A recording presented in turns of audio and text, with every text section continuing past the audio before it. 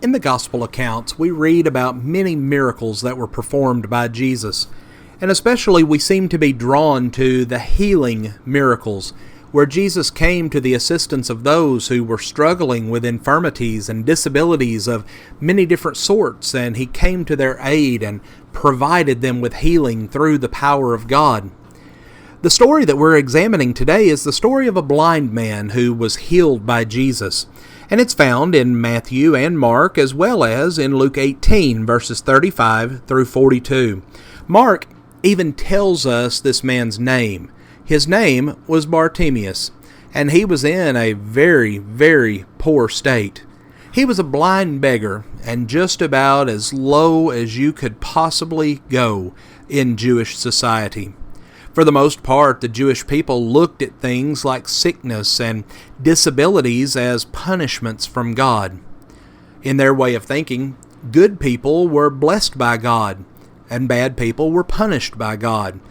And this is why Job, who thought himself to be a good man, felt that he did not deserve to be punished. But Jesus never taught this, and on at least one occasion explained that God did not punish people in this way, as we read in John 9, verses 1 and 2. But because of this prevailing idea, persons like this blind man would have been ignored and avoided by most people, unable to work, and was forced to beg for the necessities of life. Well, this man must have heard about Jesus and how that He had healed others. And he called out to Jesus and was eventually able to get Jesus' attention. And it's interesting that Jesus asked the man what he wanted him to do. Perhaps he was testing this man's faith. We really don't know. But it was not something that Jesus often did. But immediately Jesus healed this man, and we can only imagine the joy and the excitement of this man as he walked down the road with Jesus. Friends, there are so many things that we can take from this story.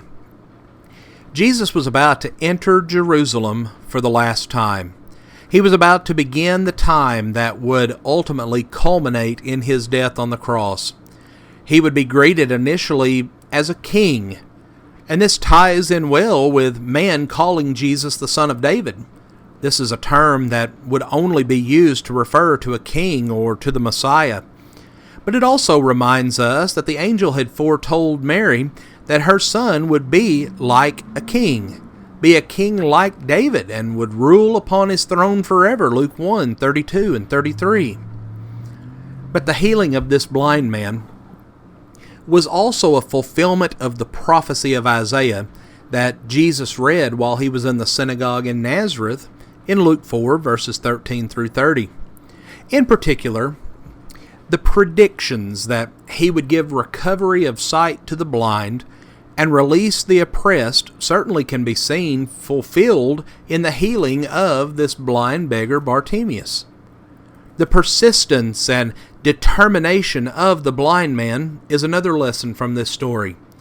He had heard about Jesus and hoped that He would be able to come to his aid and would not give up until he had spoken to Jesus.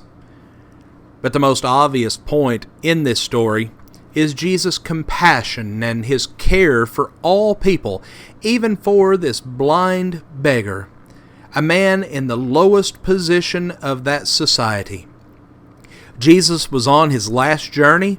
No doubt He had many cares and many thoughts that were weighing upon Him at this time. He was not far from Jerusalem and from the cross that awaited Him there.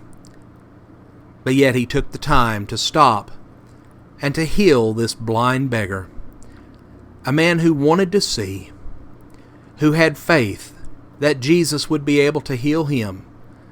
And Jesus was moved with compassion, and through the power of God, this man's sight was restored. Friends, we want to thank you for joining us for our program today. We hope that God blesses you with a wonderful day today, and we would like to invite you to join us at Pyburn Street Church of Christ this evening at 6 o'clock for midweek Bible study. We will have classes available for all ages, and a warm welcome is extended to you.